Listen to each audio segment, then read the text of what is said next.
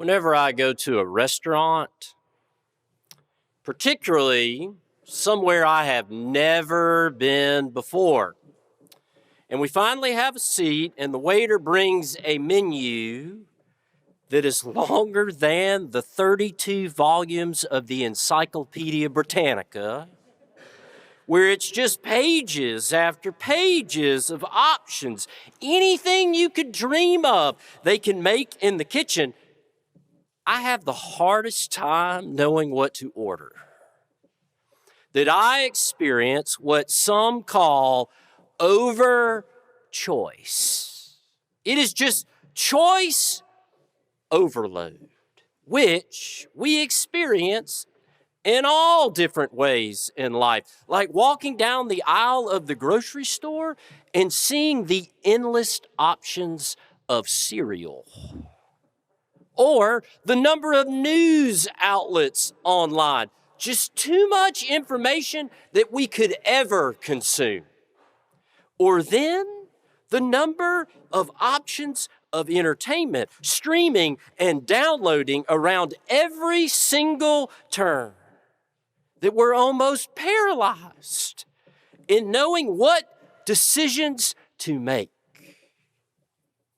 Now, some degree of choice in life is good.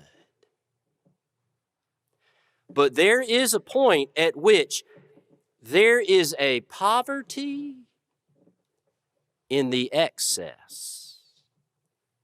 When there is so much to focus on, it's hard to focus on anything at all. We're just pulled in so many different directions that we can even get confused about what truly matters in this life. So the prophet Micah does his best to scale down the options, knowing that we are seeking after what 1 Timothy calls the life that really is life, what Jesus calls an abundant life.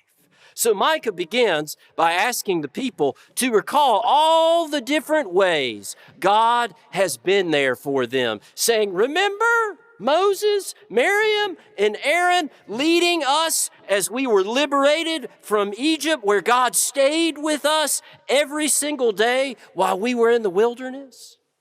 Or do you recall how King Balak of Moab sent Balaam to harm us, and yet God blessed us instead, leading us out of the wilderness, over the river Jordan, and into the land we would call home? That after Micah recalls all of these moments of grace in the lives of the people of God, he then poses a question. How then shall we respond? Should we bring God a burnt offering, a sign of our dedication and devotion? Should we bring calves a year old? Should we bring 1,000 rams, 10,000 rivers of oil? Should we bring our firstborn? And before the people have a chance to ask that rhetorical question, Micah answers it for them. None of those things are required of us. And then he offers a very simple list. We are to do justice and to love kindness and to walk humbly with God. That nothing else has to be added to that short list. That's what the Lord requires of us. When I was in the 10th grade, I had to take geometry. I had to memorize the Pythagorean theorem because I really needed to measure the sides of a right triangle. And I had to learn how to use a protractor, measuring the degrees of angles and all sorts of shapes. And then they taught me how to use a compass in geometry, which is different from a compass when you go camping. It's that tool that fans out, and on one end is a sharp metal point, and on the other end, you insert a pencil, and then you put the sharp metal point on the paper, and you use the pencil to draw a perfect circle. And I had to learn the difference between the center of the circle and its circumference, which sounds rather easy. The center is that middle part of the circle, and the circumference is the length of its outside. But as it turns out, it is rather easy to confuse the circumference of our faith with its center. And Micah does not want us to get confused, focused on everything that we see and experience in the circumference of life, and confuse that with what is at its center, giving us a clear vision of this life that really is life. That it is, as Wayne Muller writes,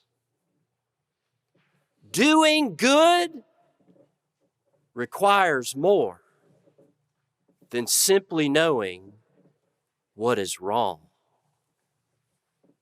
And too often, the church has gotten so focused on everything that is wrong that we find at the circumference of life that we have lost sight of what is at its center.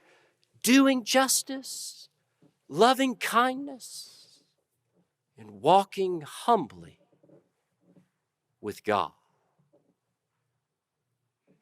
That with so much found at the circumference of life, there has been a rise in what some have called the fear of missing out, or FOMO for short. That if we choose one thing, we're constantly looking over our shoulders, wondering if we are missing out on something better or something more important. And it is fueled by all of the posts and pictures online as we compare our lives with others and we don't feel like we measure up, or we are overwhelmed by the tsunami of information and possibilities that we are confronted with every day. But the prophet Micah sees things differently. He ascribes to what Oliver Burke calls the joy of missing out. That every time we make a decision about what is important, we automatically limit our possibilities. But Micah sees this as a gift. That when we make meaningful commitments and we live by our deep convictions, that is when we find our greatest joy. Because it's in those commitments and convictions that limit our other options where we are able to do justice and to love kindness and to walk humbly with God.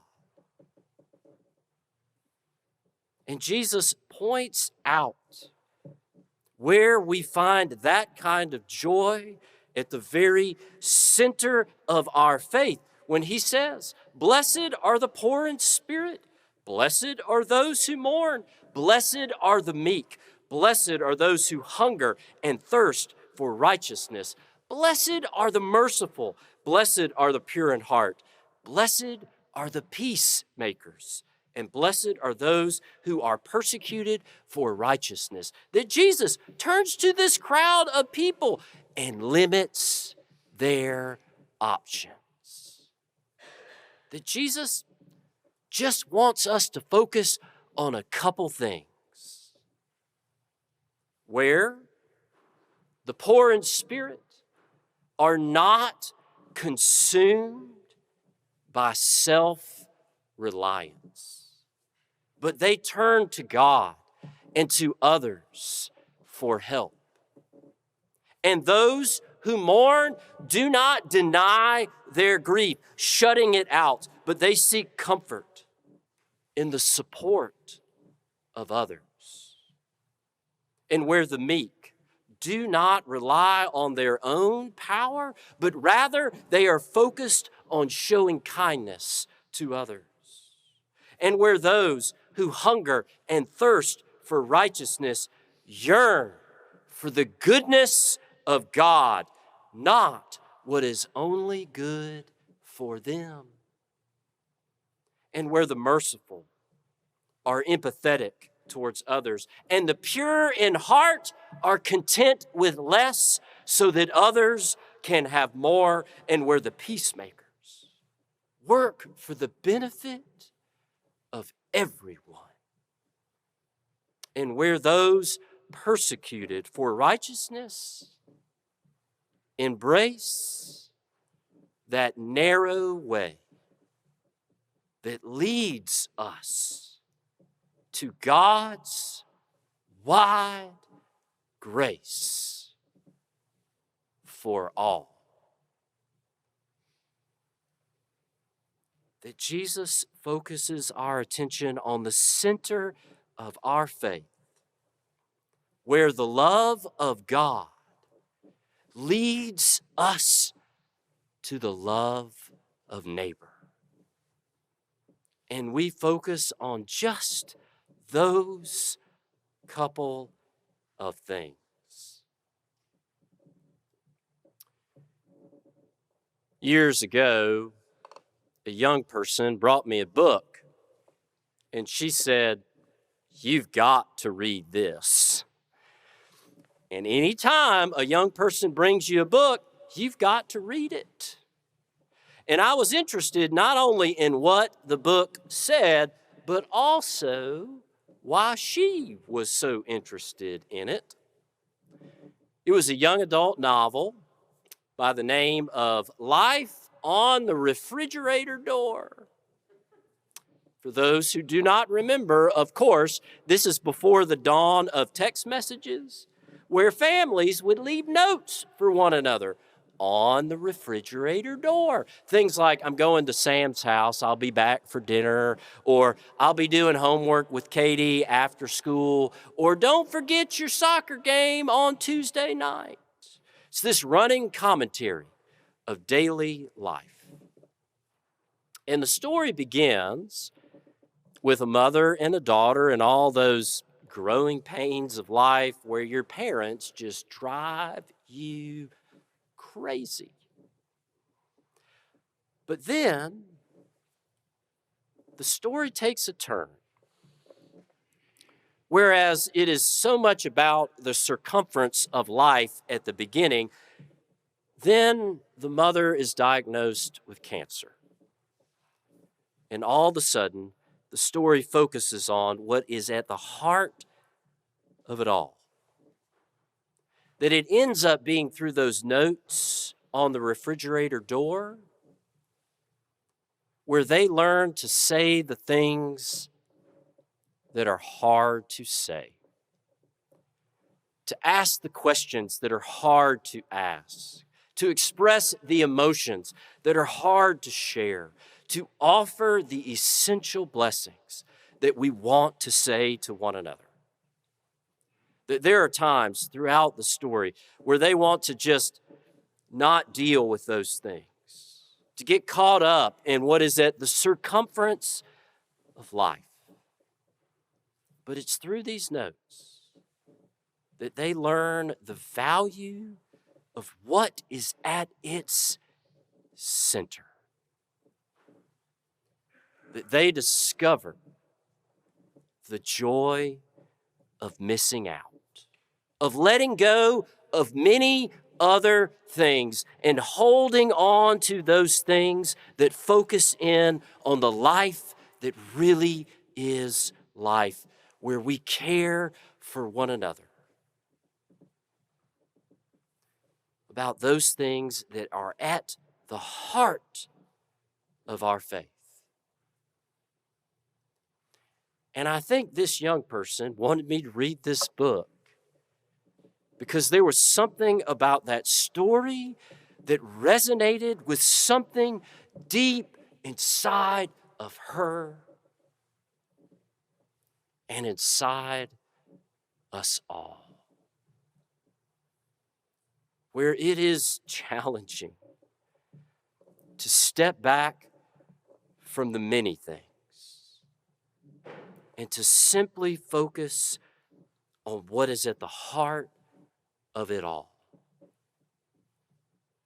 But like the Beatitudes, how they focus us on the heart of our faith, that they lead us to the goodness and grace of God for all, where in our commitments and our convictions, we do justice, we love kindness, and we walk humbly with God.